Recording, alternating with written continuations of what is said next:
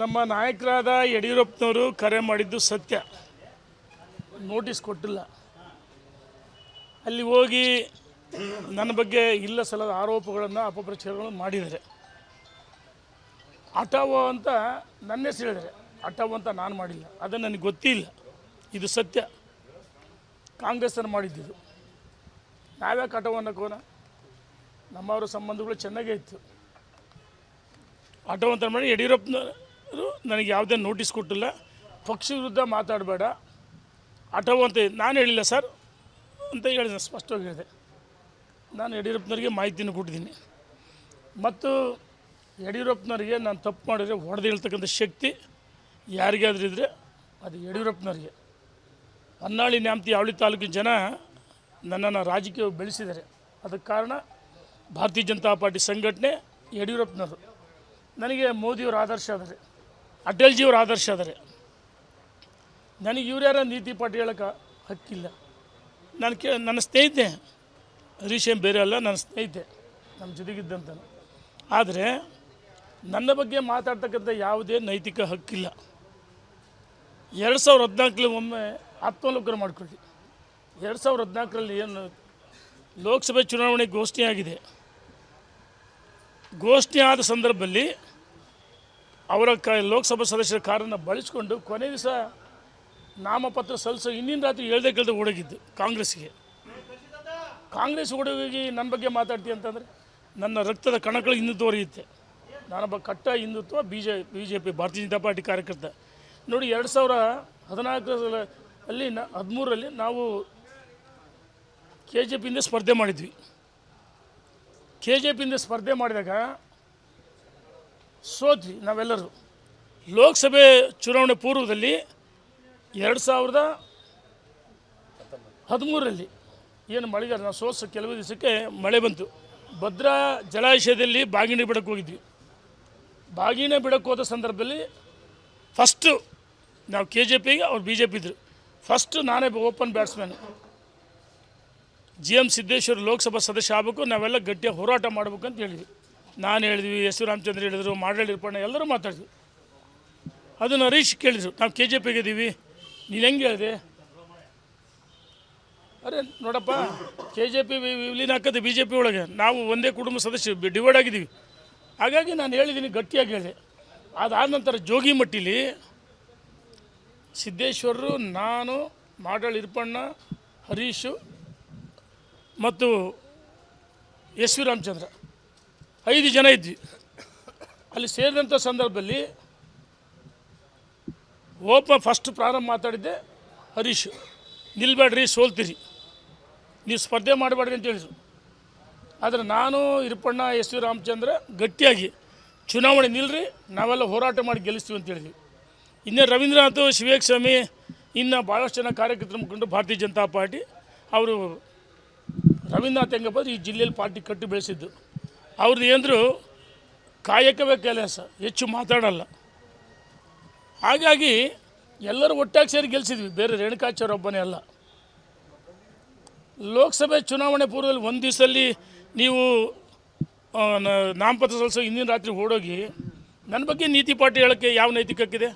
ಆದಿ ಯಡಿಯೂರಪ್ಪನವ್ರು ಕರೆ ಮಾಡಿದ್ದಾರೆ, ಮಾಧ್ಯಮಕ್ಕೆ ಹೆಂಗೆ ಹೇಳಿದ್ರಿ? ಅದನ್ನು ಯಡಿಯೂರಪ್ಪನವರು ರಾಜ್ಯದ ಅಧ್ಯಕ್ಷರು ವರಿಷ್ಠ ತೀರ್ಮಾನ ಮಾಡ್ತಾರೆ, ತಪ್ಪು ಮಾಡಿರಿ. ನಾನು ಭಾರತೀಯ ಜನತಾ ಪಾರ್ಟಿಗೆ ದ್ರೋಹ ಮಾಡಿಲ್ಲ. ನಮಗೆ ಅವಕಾಶ ಮಾಡಿಕೊಡ್ಬೇಕಂತ ಕೇಳಿದ್ವಿ. ಅಂದರೆ ಮಾಧ್ಯಮದ ಮುಂದೆ ಮಾತಾಡೋ ಅವಕಾಶ ಸಿಗಲ್ಲ. ಮಾಧ್ಯಮ ಸ್ನೇಹಿತರು ಕೇಳಿದಾಗ ನಾವು ಮಾತಾಡಿದ್ವಿ, ನಿಜ. ಈಗಲೂ ನಾನು ಪಕ್ಷದ ಮೀಟಿಂಗಲ್ಲಿ, ವೇದಿಕೆಯಲ್ಲಿ ಸರ್ವೆ ಮಾಡಿಸ್ಕೊಡ್ರಿ ಅಂತ ಹೇಳಿದ್ದೀನಿ. ಸಮೀಕ್ಷೆ ಮಾಡಿ ಯಾರಿಗಾರು ಕೊಡ್ರಿ ಅಂತ ಹೇಳಿದ್ದೀನಿ. ಯಡಿಯೂರಪ್ಪನವ್ರು ಇದ್ದರು, ಪ್ರಹ್ಲಾದ್ ಜೋಶಿ ಇದ್ದರು, ರಾಜ್ಯದ ಅಧ್ಯಕ್ಷ ವಿಜಯೇಂದ್ರ ಇದ್ದರು, ಬೊಮ್ಮಾಯಿಯವರಿದ್ದರು, ಆರೋಗ್ಯ ಇದ್ದರು, ಎಲ್ಲರ ಸಮಕ್ಷ ಮೇಲೆ ಹೇಳಿದ್ವಿ. ಎಲ್ಲರೂ ಇದ್ದಾಗಲೇ ಹೇಳಿದ್ವಿ, ಬಹಿರಂಗವಾಗಿ ಓಪನ್ನಾಗಿ 4 ಗೋಡೆ ಮಧ್ಯೆ ಸಮೀಕ್ಷೆ ಮಾಡಿ ಯಾರಿಗಾರು ಕೊಡ್ರಿ ಅಂತೀವಿ. ಆದರೆ ಕಾರ್ಯಕರ್ತರ ಮುಖಂಡರ ಅಪೇಕ್ಷೆ ಅಂತ ನಾನು ಮಾತಾಡ್ತೀನಿ. ನಾನು ವೈಯಕ್ತಿಕ ಯಾವುದೂ ಹೇಳಿಕೆ ಇಲ್ಲ. ಯಾರು ಯಡಿಯೂರಪ್ಪನವ್ರು ಹೇಳಿಲ್ಲ. ಇವ್ರು ಸೃಷ್ಟಿ ಮಾಡ್ಕೊಂಡ್ರೆ ಏನು ಬೇಕಂತೂ ಮಾಡ್ತಾರೆ. ಯಡಿಯೂರಪ್ಪನವರು ಪಕ್ಷ ವಿರುದ್ಧ ಮಾತಾಡಬೇಕು ಅಂತೇಳಿ ಇವರು ಸೃಷ್ಟಿ ಮಾಡಿ ಮಾಧ್ಯಮದ ಮುಂದೆ ಏನು ಬೇಕಾದ್ರೂ ಮಾತಾಡೋದು. ನಾನು ಕೇಳ್ತೀನಿ, ಯಡಿಯೂರಪ್ಪನವರು ತಪ್ಪು ಮಾಡಿದ್ರೆ ಮಾಡಲಿ. ಆದರೆ ನೀವು ಮಾಧ್ಯಮಕ್ಕೆ ಹೆಂಗೆ ಬಹಿರಂಗ ಹೇಳಿರಿ?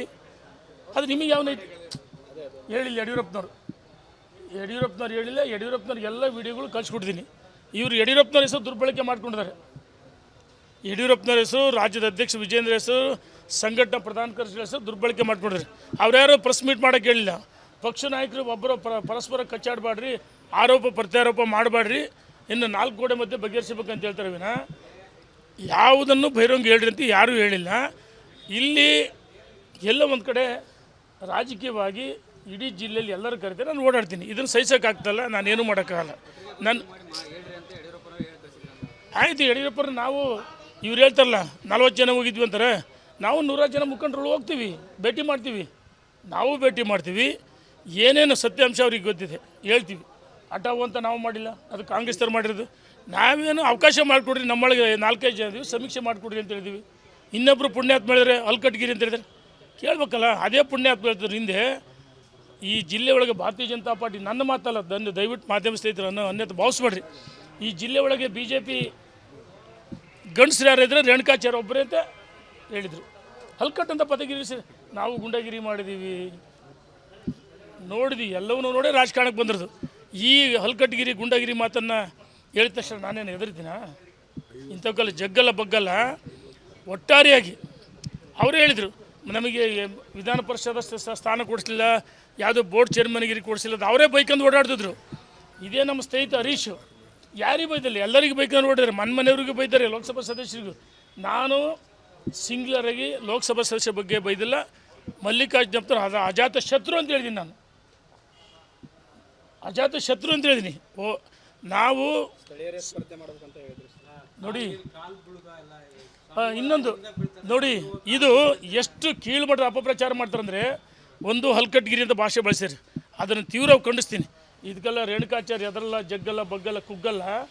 ಇನ್ನೊಂದು ಕಾಲಿಗೆ ಬಿದ್ದು ಯಾರಿಗೂ ನಾನು ಬಿ ಫಾರ್ಮ್ ತಗೊಂಡಿಲ್ಲ. ನನಗೆ ಬಿ ಫಾರ್ಮ್ ಕೊಡೋದು ಭಾರತೀಯ ಜನತಾ ಪಾರ್ಟಿ ಅಂದಿನ ರಾಜ್ಯಾಧ್ಯಕ್ಷರು ಯಡಿಯೂರಪ್ಪನವರು. ನನಗೆ ಪ್ರತಿ ಸಾರಿ ಯಡಿಯೂರಪ್ಪನವ್ರಿಗೆ ಕೊಟ್ಟರು.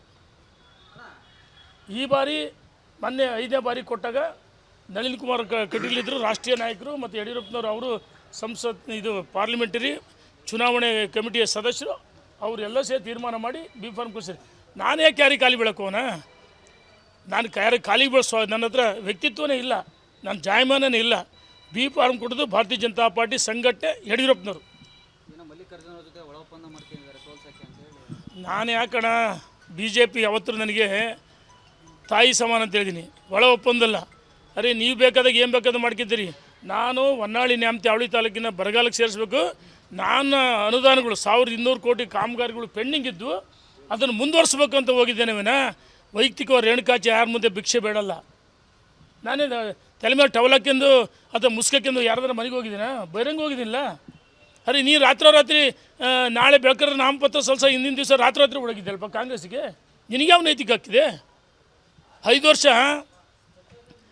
2018ರಿಂದ 2023ವರೆಗೂ ಇದೇ ನನ್ನ ಸ್ನೇಹಿತ ಹರೀಶ್ಗೆ ಬಹಿರಂಗ ಟಿಕೆಟ್ ಕೊಡ್ಬೇಕಂತ ಹರಿಹರದಲ್ಲಿ ಪ್ರಚಾರ ಮಾಡಿದೆ.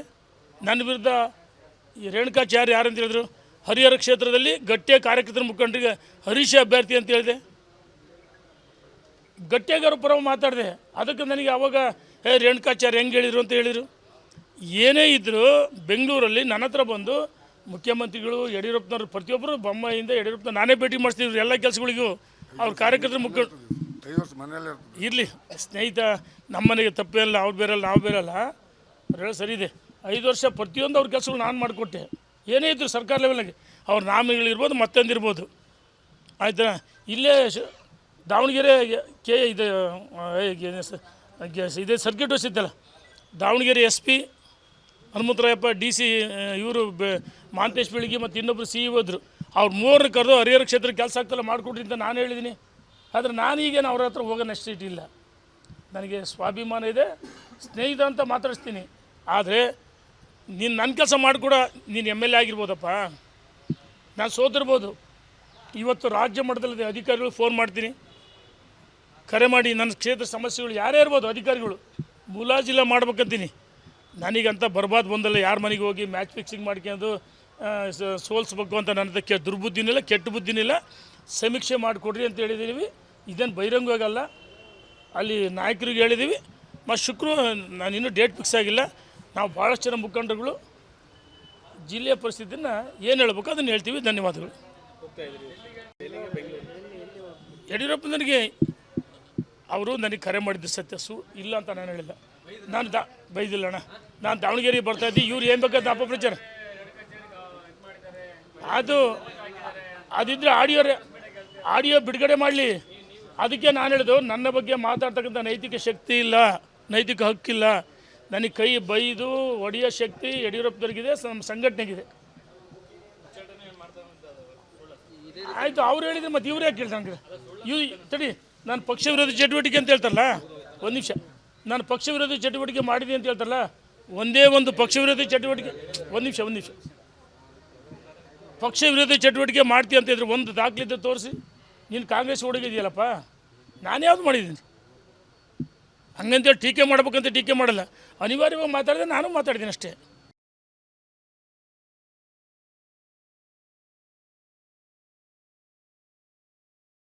ಸ್ಟಾಕ್ ಮಾರ್ಕೆಟ್ನಲ್ಲಿ ಹಣ ಗಳಿಸಬೇಕೆ? ಭಯ ಬಿಡಿ, ಹೂಡಿಕೆ ಮಾಡಿ.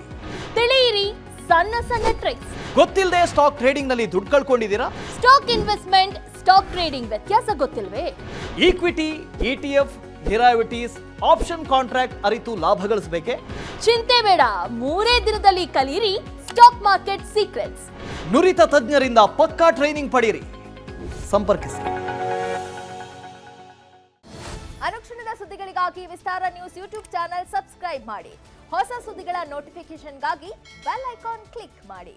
ಲೇಟೆಸ್ಟ್ ಅಪ್ಡೇಟ್ಸ್ಗಾಗಿ www.vistaranews.com ವೆಬ್ಸೈಟ್ಗೆ ವಿಸಿಟ್ ಮಾಡಿ. ಅಂಗೈಯಲ್ಲೇ ಜಗತ್ತಿನ ಸುದ್ದಿ ತಿಳಿಯಲು ವಿಸ್ತಾರ ನ್ಯೂಸ್ ಕನ್ನಡ ಆಪ್ ಡೌನ್ಲೋಡ್ ಮಾಡಿ.